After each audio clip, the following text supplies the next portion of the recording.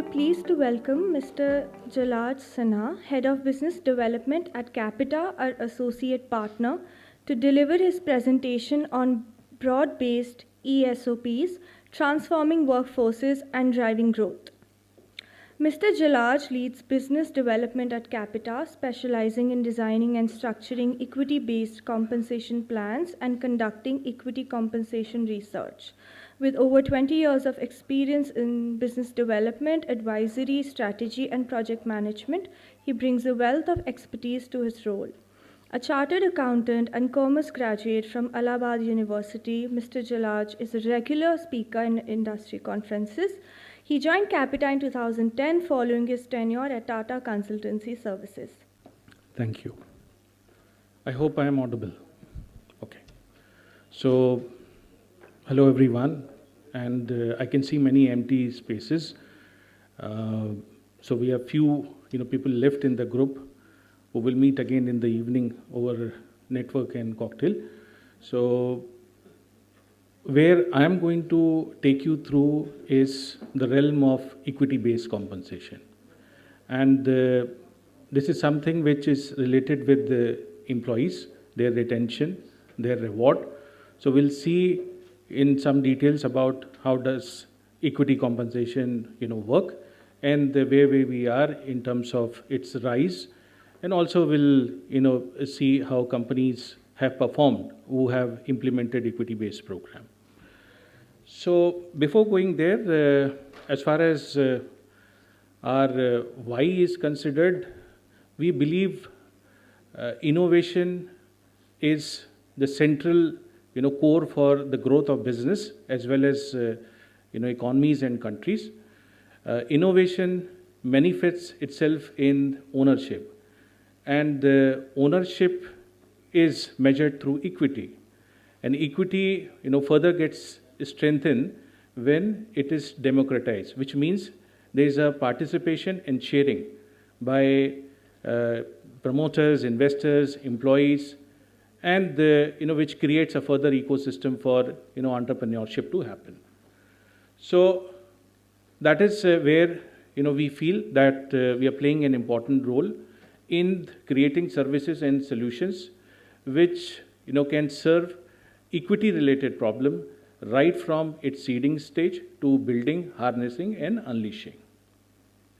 So what we do is, in terms of the seeding part of it, we help companies in the structuring their programs, benchmarking, helping them with decisions like how deep to go, how much to be granted, what pool size to be set aside. In the building, we help companies in its ongoing, administration, data, user experience. So for that, we have platforms. In the harnessing, since equity also requires disclosures, valuations, which needs to be presented to the shareholders. So we also help in that phase. And finally, unleashing of it, where the monetization of the liquidity happens. So these are the areas where we are helping companies. I know that many of you would be aware of the concept of equity-based compensation or ESOP in general. But for everyone's understanding, I'll just take a quick 15 seconds to explain how does it work. So for an employee, what do you see as line items in his compensation? So there will be some fixed compensation. There would be a short-term, sort of an incentive, which we can also call bonus, which is paid when the organization performance is met or the individual KRAs, those are met. So these are basically annual. And then there is long-term incentives, which is paid over a period of time. And their focus is how do we retain employees. So in the long-term incentive, this can be structured both in the form of a deferred cash and also through equity. So equity compensation or equity ESOPs gives a right to the employee to buy shares of the company at a future date at a predetermined price, subject to fulfillment of conditions. So ultimately, it's a company intent to share equity or wealth with the employees. The price is fixed, so the appreciation, whatever happens, the employee will take, and there is no this thing about taking a risk there, because these are options. So you don't purchase it upfront. This gets vested. If the options are in money, you purchase. If it is not, then you let it wait or let it lapse. So with this, let's go to the landscape and see how India has seen the emergence of equity-based compensation over the last 10 years. So almost 2,000 plus companies are there on NSE. If we take that as a base, out of that around 850 companies have implemented. So roughly around 40% of the companies we can say have implemented, listed companies have implemented ESOP program. On the unlisted company side, it's almost 10,000. Out of that, 5,000 will be the ones who have received institutional funding. On the value of options, if we see, it is it's an estimate, no hard data to back it. But if we say 1% of the overall market cap represents to equity compensation, we are somewhere around 4 lakh to 5 crore as a number, and this is growing. The number of ESOP holders is around would be around 7 to 8 lakhs. We'll come and further dissect that number. In unlisted companies where there is no market where these securities are traded, this is also picked up in the last 5 years, where we have seen liquidity worth 14,000 crore shared with the employees of unlisted companies, which is again a mark of a developing ecosystem for ESOPs, not only for listed companies where there are markets, but also for unlisted companies. The pool reserve, which is how much equity is getting diluted, so it's somewhere close to 10% and less. There are companies who have granted more also. So this is the data that we can see in this perspective of this presentation. So why ESOPs? So ESOPs, if you see, are widely used across all sectors, industries. It is sector agnostic. We are seeing all major sectors, including manufacturing, IT, SaaS, fintech, banks, who have implemented ESOPs.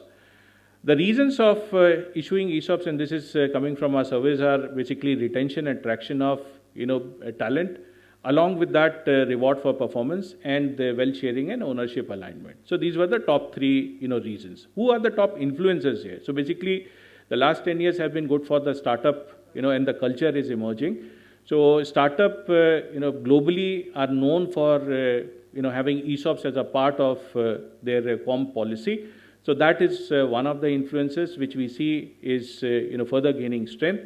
Along with that, is the market capitalization. The last 1 trillion was added in less than a year, and that also is acting as a factor. And equity having a greater potential than the cash component. So basically, cash will grow with certain percentages, 10-15% every year, which is your cash side of it. But the equity has a potential which is multiples of your how your value is increasing. So with this, let's move on to the next slide, which is about the coverage, and that is the sort of connecting theme to this presentation, that broad-based ESOPs and how companies can look at it, transforming it workforce, and creating a sustainable growth. So on the listed side, we are still seeing less than 10% coverage under equity program, which means that it is concentrated towards top and middle management to a certain extent. Whereas unlisted company, the number is pretty much there, but unlisted companies, it is somewhere between 10 to 20%. So, and that's an average number. There are obviously exceptions, companies who have done ESOP programs for all employees. We'll see some of these companies later in the presentation. So now if we come to why wider coverage can benefit organizations, I have 4 stakeholders on this slide, and we'll see how these stakeholders are getting benefited, or the advantage of having a wide coverage ESOP program. So for a company perspective, it helps in promoting the sense of ownership. It's cash compensation. There's an employee-employee relationship. This transactional. We are delivering our services. Whereas when we are part of the company and we see ourselves as part owners, that experience is very different.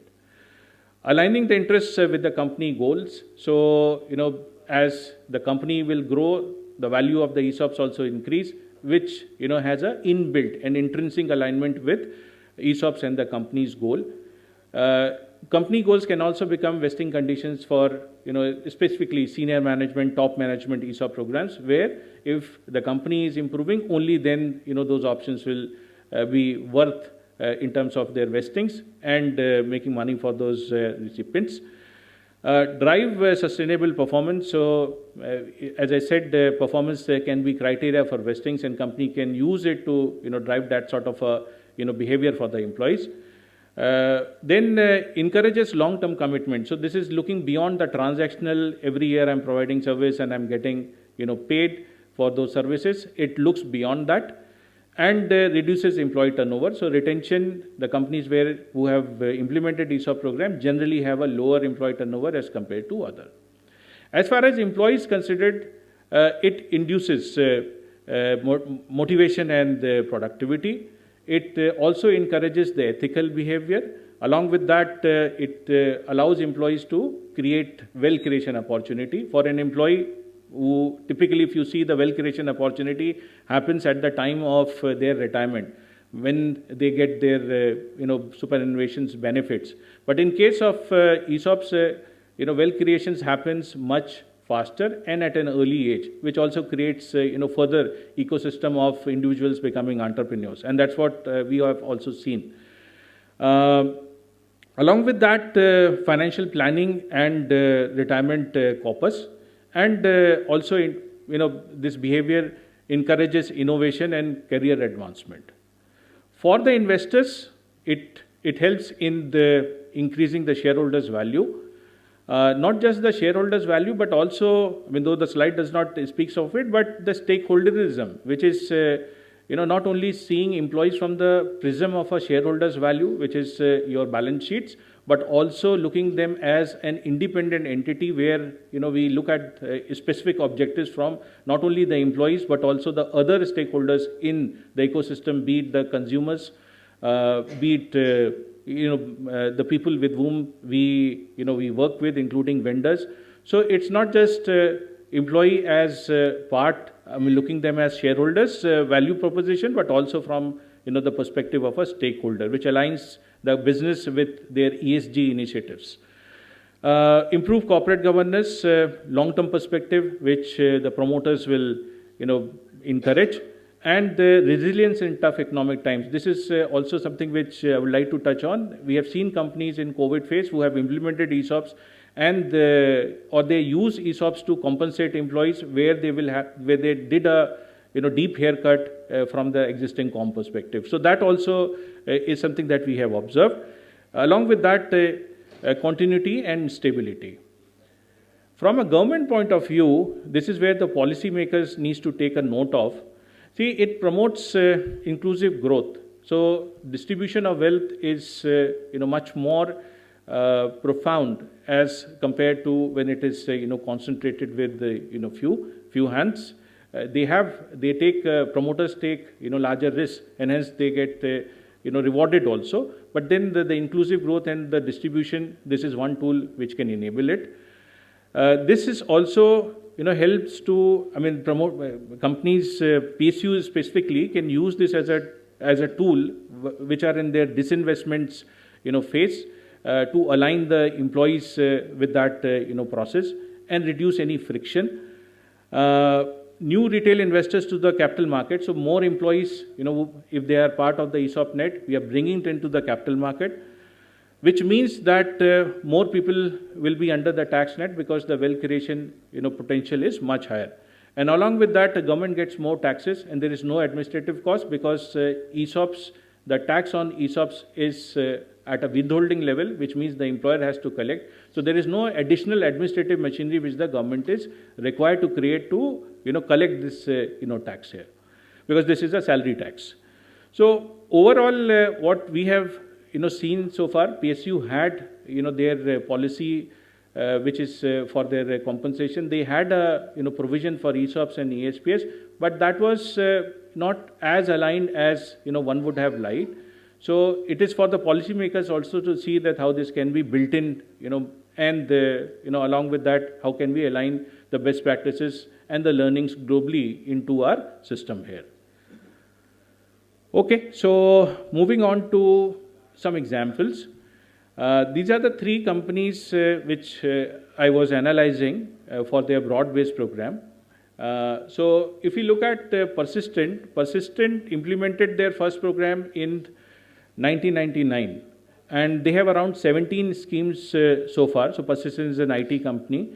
It's a listed company. They have around 17 schemes so far. They have done a broad-based program, and the last three schemes which are operational, their 13% is what they have allocated to the pool, which is the reserve. Overall, they have diluted more than 40%, when they started. 15,000 plus employees covered. Now, if we see this in the perspective of the last 5 years, December being the fifth year, December 2024, and look at it from their growth perspective in the market price, this is somewhere around 76%. Now, during the same period, the Nifty IT, which is their sector index, grew by 24%. And Nifty 50, which is the broad index, grown only by 15%. So this is one indicator of the value growth. If we see this further in the context of how they, if we compare them with their PS companies, how they have fare as far as their financial performance, attrition, and TSR numbers are considered. So on the attrition side, they were at a relatively lower level as compared to the attrition with other companies. Their revenue CAGR was around, or the revenue growth every year was around 22%. That was also better as compared to others. And their TSR was, in excess of 1600, percentage. So this is the performance of Persistent. So how does ESOPs have contributed to it? I mean, it's again, we can deduce there would be multiple factors, but people strategy, the compensation, the satisfaction of the teams who are working with the, new product introduction or services that they were providing to their companies. I think that worked well for them. So satisfied employees lead to satisfied clients, and that lead to further growth in this, business. Similarly, if we see this in the context of the next company, which is Federal Bank, so they have also given it to their broad-based population. They started their plan in 2010, almost 15 years from now. If we see their journey, and in the last 5 years, their growth was around 20%. Now, this is lower as compared to the previous company. However, their sector index, which is Nifty Bank, grew only by 11% during this period. So they were around 10 percentage points higher. And Nifty 50 was 15%. So they did better as compared to both their sector as well as broad-based index. Now, if you see this in their in the same way as we have seen Persistent, so attrition was 4%, whereas this industry has an attrition of almost 30% plus. So they were an outlier in their attrition percentage. Similarly, their growth percentage and their TSR numbers were also, quite good as compared to their peers. Now, coming to JSW Steel, so we have first seen an IT company, second we have seen a bank. Now, let us look at a manufacturing concern. So, there the company grew by around 30%, their share prices. During the same period, Nifty Metal grew by around 29% and Nifty 50 was 15%. Overall, their attrition was relatively in the middle range as compared to the other peers, and their performance on the financials as well as on the TSR was also good, but not on the top of the categories here. So, in summary, we can say that a broad-based ESOP program has worked for these companies in the if you're measuring them on the top line, bottom line, and also on the value creation which has happened. So the other thing is, apart from just the top line and the bottom line, there is also a concept of triple bottom line, which is where you include people and planet along with the profits. So here with wider coverage, obviously they were also looking to cover on the people side of it and making it more equitable and equitable wealth creation opportunity across the levels in the companies. So with this, I'm concluding my presentation. If you have any questions around ESOPs, we'll be happy to answer after the session is over, and also you can write to us. As we said, we are passionate about this as a concept, and will continue to build ourselves further. We are trusted by almost 2,200 companies, which includes both listed as well as unlisted companies. We work with around 150 listed companies and almost 1,200 unlisted companies, which includes unicorns, around 51 unicorns. So these are some of the logos which we can see here on the presentation deck. So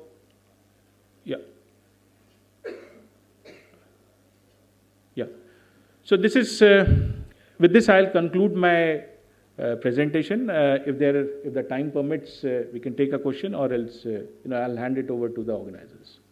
Thank you so much, sir, for such an insightful and informative presentation.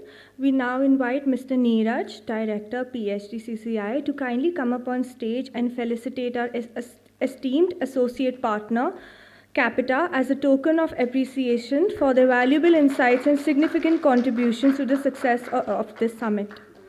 So we also request the entire team to come up, please. So let me invite my team here. So we have Angad, Pallavi, Yash, and Alia. Yeah.